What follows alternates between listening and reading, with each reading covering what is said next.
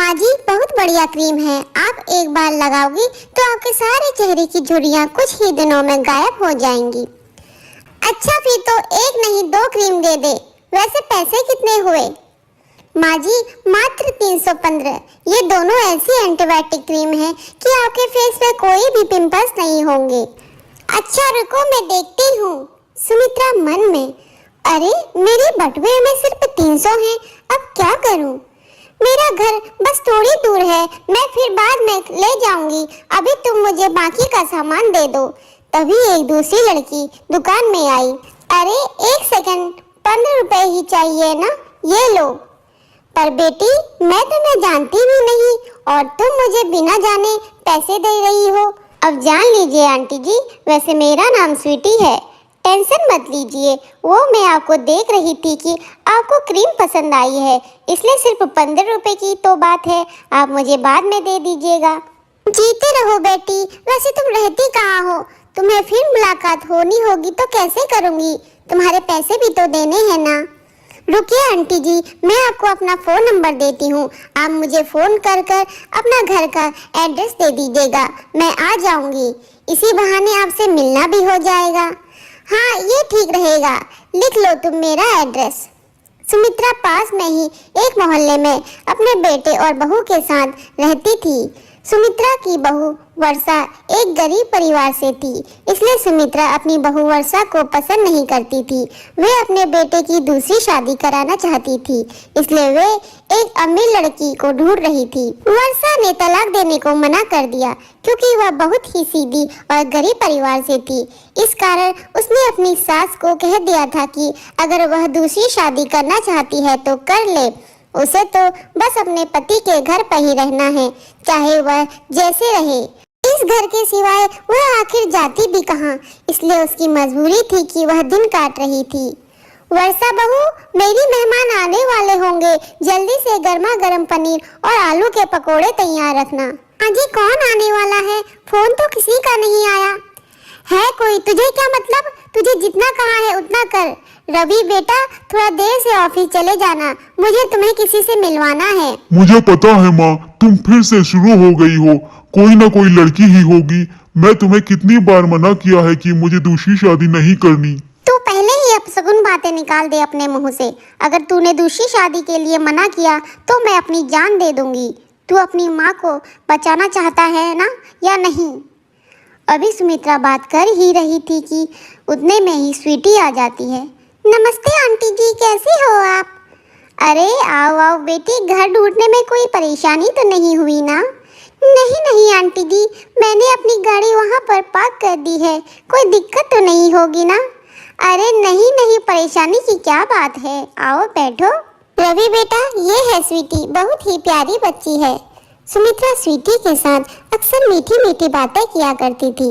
ऐसे ही अक्सर सुमित्रा स्वीटी को अपने घर बुला लिया करती थी या फिर रवि के साथ उसके घर मिलने चली जाया करती थी।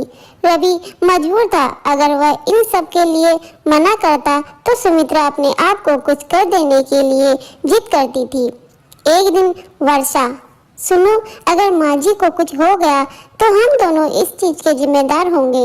अगर स्वीटी से शादी के लिए हाँ कर दे तो माँ जी अपने आप ही स्वीटी से बात कर लेंगी। स्वीटी फिर शादी के लिए जल्दी ही हाँ कर देती है। माँ जी मैं जानती हूँ आप वर्षा के घर पर रखने में खुश नहीं हैं, पर आप चिंता मत करो, मैं आपको बहुत पैसा दूंगी और हम दोनों बहुत ही आराम से रहेंगे और खूब मजे करेंगे। पर एक शर्त है, तुम मुझे आंटी जी नहीं माँ जी कहोगी। रवि और स्वीटी की शादी हो जाती है और सुमित्रा अपनी बहू वर्षा के लिए सौतन ले आती है। जैसा सुमित्रा ने सोचा था वैसा बिल्कुल भी नहीं हुआ। स्वीटी ने तो आते ही अपना रंग दिखाना शुरू कर दिया। अरे ये घर अभी तक गंदा पड़ा है, क्या यहाँ कोई नौकर नहीं है क्या?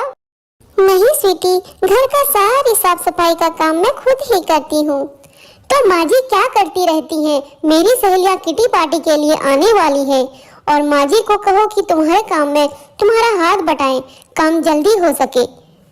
मैंने माँ जी को कभी काम के लिए नहीं कहा, उनकी उम्र हो गई है, वह इस उम्र में घर का काम कैसे करेंगी? तुम चिंता मत करो, मैं अकेले ही कर लूंगी। तो क्या आराम से बैठ के रोटियां तोड़ने के लिए है वो? मैं उन्हें अभी बुलाती हूँ। माँ जी, ओ माँ जी। क्या हुआ स्वीटी बहू, तुमने मुझे आवाज लगाई? इस वर्षा ने तुम्हें कुछ कहा तो नहीं? किसकी मजाल जो मुझे कुछ कहे। मैं तो आपको बुला रही थी, जल्दी से झाड़ू हाथ में पकड़ो और पूरे घर को साफ कर दो। पूरा घर शीशे की तरह चमकता हुआ दिखना चाहिए। अब आप इसी तरह बैठी रहोगी तो घर का काम कैसे होगा? ऐसी बातें करती हो स्वीटी बहू। जब से वर्षा घर में आई है मैंने घर की कोई भी काम में हाथ नहीं लगाया। मैं घर के काम को कैसे कर सकती हूँ? मैं तो सारा काम भूल गई। तो अब तो कर लो, अभी तो मैं कह रही हूँ ना। मैं कुछ नहीं सुनना चाहती, चुपचाप घर का काम कीजिए। ऐसे इस तरह घर पर कोई नहीं रह सकता। मित्रा सोच में पड़ जाती है। उसने अपने पैरों पर खुद ही कुल्हाड़ी मारी थी। वर्षा जैसी बहू के होते हुए उसने स्वीटी जैसी लड़की को अपने घर की बहू बनाया, जिसकी वजह से आज वह खुद ही इस उम्र में अपने काम को कर रही है। स्वीटी की सहेलियां घर आती हैं। क्या बात है स्वीटी, तेरी तो दोनों नौकरानी बिल्कुल बेकार है। इनने तो जैसे घर के कोई काम ही नहीं किए हो। देख, इस बूढ़ी नौकरानी ने मेरी साड़ी के पल्ले में दाल के दाग लगा दिए। क्या? रुक, मैं इन्हें अभी सीधा करती हूँ। तुम्हारी हिम्मत कैसे हुई मेरी सहेली की साड़ी में दाग लगाने की? अब तुम भूखी रहोगी, तुम्हें पूरा दिन कुछ खाने को नहीं मिलेगा। तुम्हारी यही सजा है। रवि बाहर गया हुआ था। उसके पीठ पीछे स्वीटी ने सुमित्रा और वर्षा को बहुत परेशान किया। सुमित्रा भूखी प्यासी घर के सारे काम कर रही थी। तभी वर्षा चुपचाप से खाना लेकर आती है। माँ जी, लीजिए, खाना खा लीजिए, आपको तेज भूख लगी होगी। बहू, ये खाना तो तुम्हारा है और तुम मुझे दे रही हो, फिर तुम क्या खाओगी? माँ जी, मुझे भूख नहीं है। मेरे से ज्यादा आपको खाने की जरूरत है। आपको अभी बीपी की दवाई भी लेनी है ना, तो आप खाना खा लीजिए। मुझसे कितनी बड़ी गलती हो गई बेटा, मैं तेरे लिए तेरी शौतल ले आई। हे भगवान, मेरी गलती को क्षमा कर देना। वर्षा बहू, तू चिंता मत कर, अगर मैंने गलती की है तो मैं ही सुधारूंगी भी। मैं स्वीटी को घर से बाहर निकाल कर ही रहूंगी।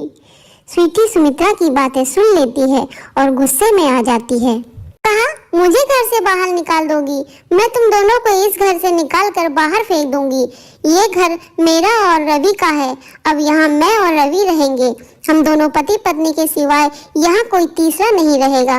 निकलो यहाँ से, दोनों बाहर। इससे पहले कि रवि आ जाए, मैं तुम दोनों की शक्ल भी नहीं देखना चाहती। निकलो बाहर, निकलो। तभी रवि वहाँ आ जाता है। उसके साथ पुलिस भी आ जाती है। मिस्टर रवि, आपने सही समय पर हमें इस लड़की के बारे में खबर दे दी, वरना आपका पूरा परिवार खतरे में आ सकता था। माँ, इस लड़की का नाम स्वीटी नहीं चांदनी है। आज सुबह मैंने एक अखबार में इसके बारे में पढ़ा है। यह एक चोर है।